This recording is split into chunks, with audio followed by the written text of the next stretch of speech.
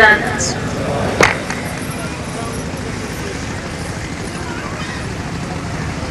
सभी सत्संगी भाइयों बहनों, आदरणीय बुजुर्गों और प्यारे बच्चों, सबको राधा।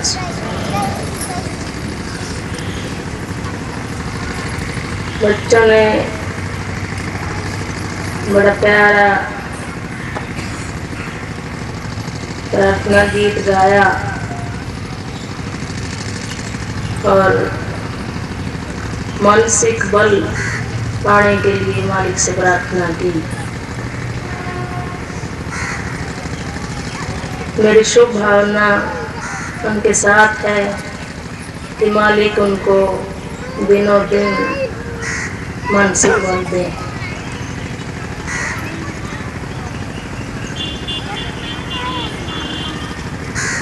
आज जब मैं यहाँ आई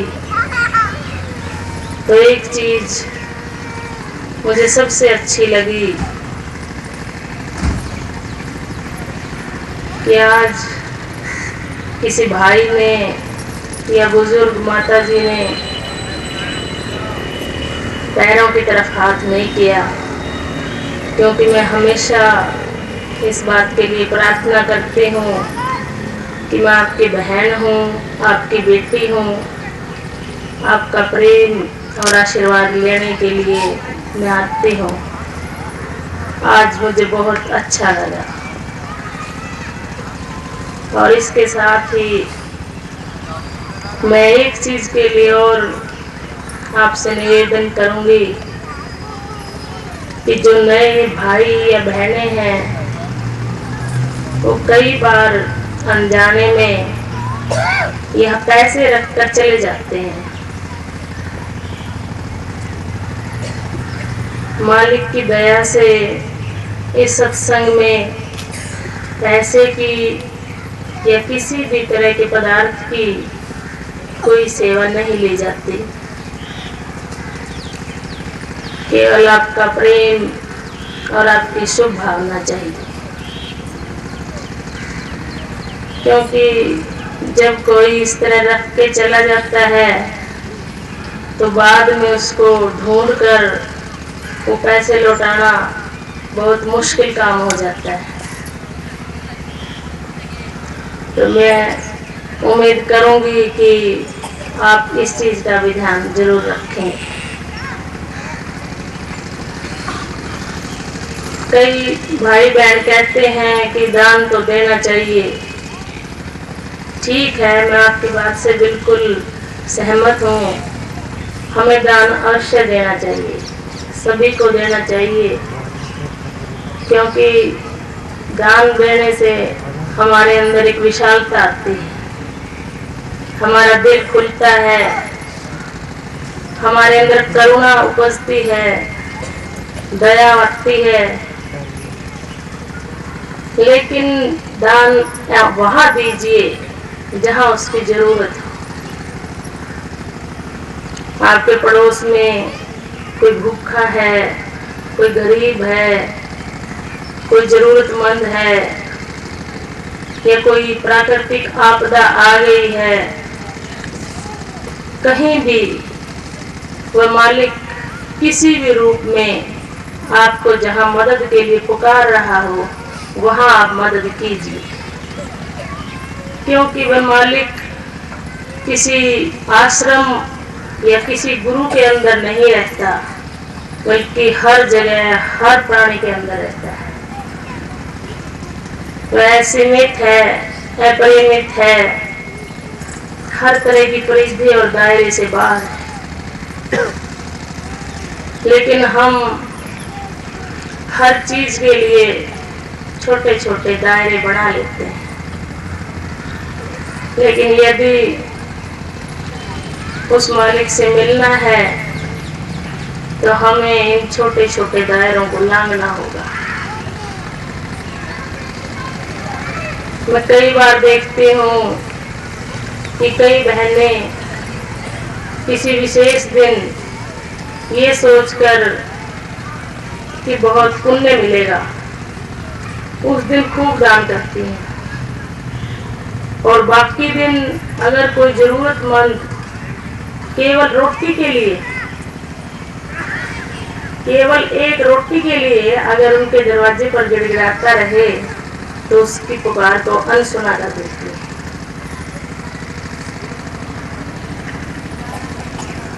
कबीर साहब कहते हैं, कबीर कहे कमाल से दो बातें कर ले, एक साहिल की बंदगी, एक भूखे को कुछ दे।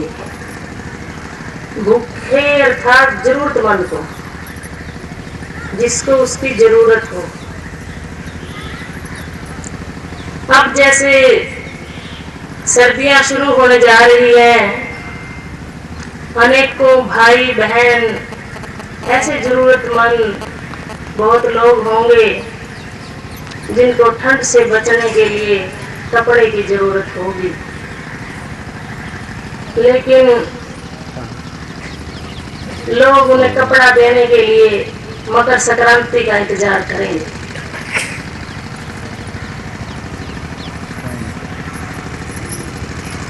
और तब तक आखिरी ठंड निकल चुकी होगी।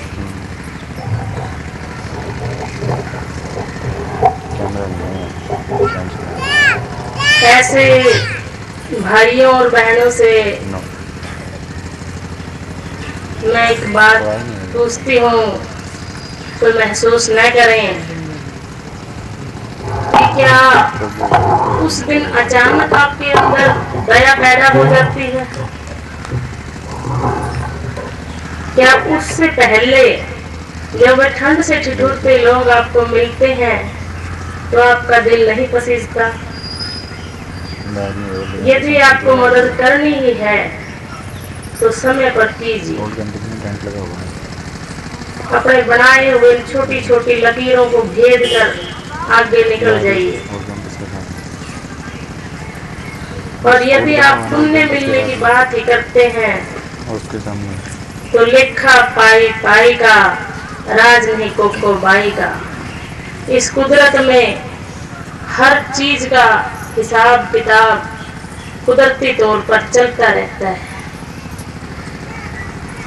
महापुरुष कहते हैं कि हम प्रेम, नफरत, दया, शुभ या अशुभ विचार, जो कुछ भी हम इस कुदरत में डालते हैं वही लौट कर हमारे पास आता है। इसलिए किसी विशेष स्थान से या समय से न बंधे, वह खुदा दिलों में बसता है।